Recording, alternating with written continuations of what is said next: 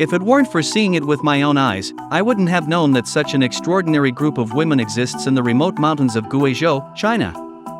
These brave and resilient left-behind women make a living by harvesting and selling tea leaves, and in the process, they have not only developed unparalleled motorcycle driving skills but also navigate the dangerous and narrow mountain roads with ease. With the first ray of sunlight shining on the steep slopes, these courageous left-behind women hop on their motorcycles early in the morning, determined to start a new day's work.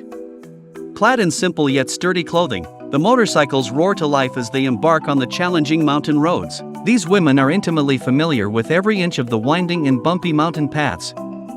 They skillfully grasp the rhythm and intensity of their motorcycles, maneuvering their two-wheelers with agility through rugged terrain.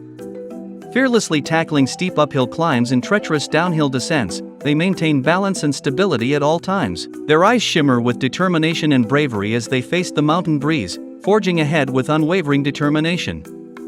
With the roar of their motorcycles, they traverse the narrow and treacherous mountain roads, where every turn and jolt tests their skills and courage. Yet, they never back down. They know that it is only by facing challenges that they can surpass their limits. The tea gardens serve as their workplace, where they carefully navigate between the tea trees, diligently plucking the tender green tea leaves. Their hands are nimble and skilled, understanding that each tea leaf represents their hard work and hope. Tea is the lifeline of their families and the source of their struggle for a livelihood. After the tea picking is complete, they ride their motorcycles to transport the tea leaves to the market. They shuttle through the rugged mountain roads, challenging the difficulties posed by each stretch of the journey. They adeptly handle the rugged mountain paths, skillfully maneuvering their motorcycles as if they are one with these challenging roads. Whether it's steep uphill climbs or treacherous downhill descents, they ride their motorcycles with unwavering confidence, fearlessly moving forward. Their efforts and courage are not only for their own lives but also for the warmth of their families and the future of their children.